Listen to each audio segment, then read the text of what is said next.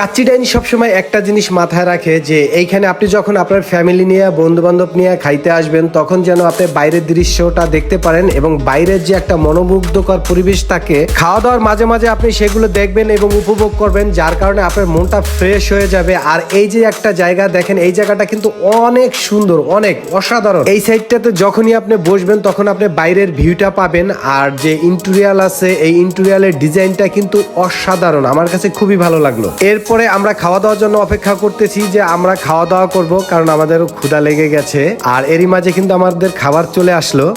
আপনারা দেখতে পারতেছেন যে সবাই খাওয়া প্রায় শেষের পথে। খাবার আসা মাত্রই কিন্তু সোহাগ ভাই শুরু করে দিচ্ছে।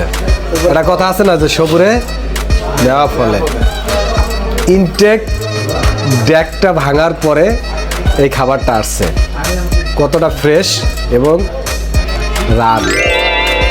সোহাগ ভাই কিন্তু এটা পায় নাই।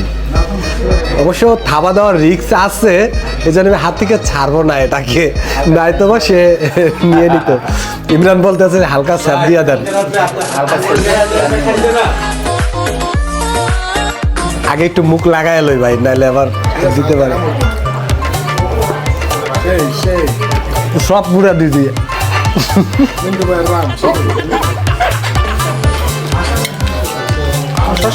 ডায়েট করি ভাই।